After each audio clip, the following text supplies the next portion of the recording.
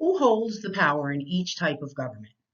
Absolute monarch, communist, representative democracy, theocracy, and dictatorship.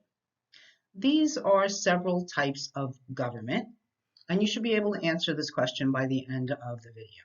So what is a government? A government is simply a system for running a country or a place. It deals with laws, the justice system, who's going to lead and how are they going to get that job. All right, how is a place run? That's what a government does. So the first kind of government is absolute monarch. And a monarch is another name for a king or an equivalent. You can have a czar or an emperor or a pharaoh. They go by different names, but normally they get their job through heritage. If their father was king and dies, then they become king. And they have total power, hence absolute monarch, absolute power. This was traditionally how most places were run for thousands of years. Today, we do still have absolute monarchies in countries such as Vatican City, Brunei, Swahili land, and Saudi Arabia. So yes, the Pope is an absolute monarch. He has final say in the Vatican City. Next, there is dictatorship. And a dictatorship is one party rule. Very simple, 3 words. So it could be different political parties in different countries, but if one party rules the country and holds power, it is a dictatorship. There are many dictatorships in the world today, and there are different types of dictatorship. If you look at the map here, royal dictatorships would be monarchies, that's in yellow. You have military dictatorships. In some countries, the military really has the power and runs the country. And civilian dictatorship is when one political party rules. If you look at most of Asia, they have a civilian dictatorship.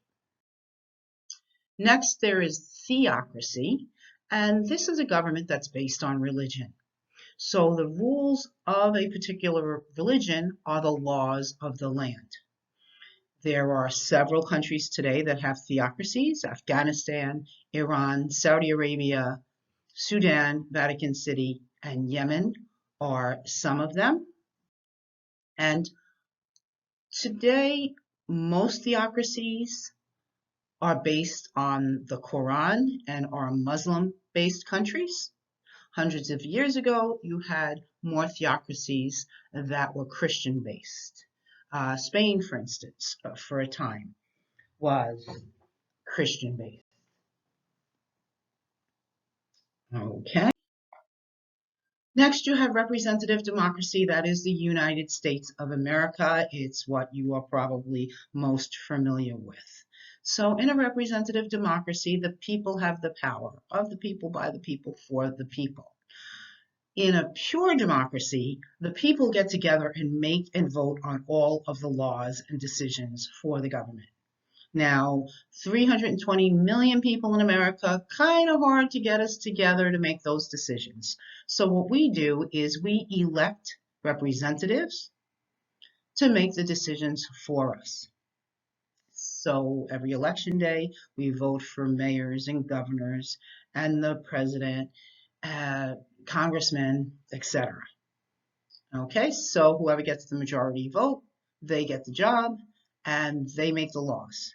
If we don't like the way they do their job, well, then the people fire them in the next election by voting for somebody else.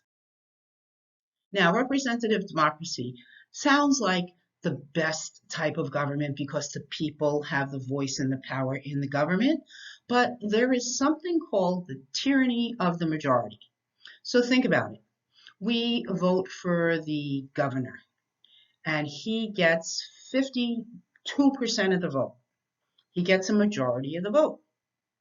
But that leaves 48% of the people that did not vote for him, that maybe hate him 48% is almost half of the people are going to be unhappy with who was chosen and the type of governing that that person may do. So you do get a majority of people choosing your representatives, but that oftentimes means that there's a large minority who don't agree with what's going on. Then you have communism. And you can't talk about communism without mentioning Karl Marx, the father of communism. He coined this phrase and came up with this type of government. Karl Marx was around during the Industrial Revolution, where there were entrepreneurs who had lots of wealth and power, and most people were workers who were used and abused. So Marx felt that the workers should get together, they should unite and have a revolution and take over and run everything. The regular person, and things would be equal for everybody. There would not be rich and poor. There are presently 5 communist countries in the world today: China, Vietnam, Laos, Cuba, North Korea. None of them look like the communism that Karl Marx wrote about in the Communist Manifesto. In all of these countries, it is a one-party rule, it's a dictatorship, and people have very few rights.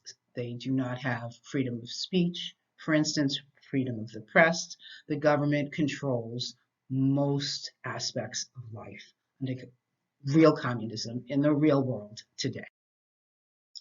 All right, so we flew through these different types of government. Who holds the power in each type of government? Absolute monarch, communist, republican democracy, theocracy, dictatorship. Did you say in an absolute monarch, the king or equivalent has total power? Under communism, the government has the power. Republican democracy is the majority of voters.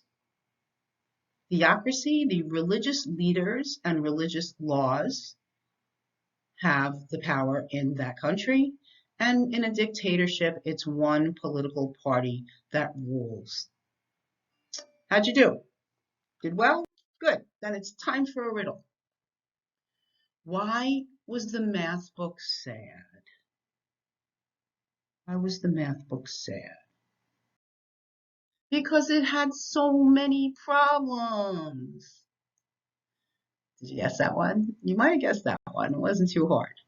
All right, I hope you learned a couple of things, and thank you so much for listening and watching.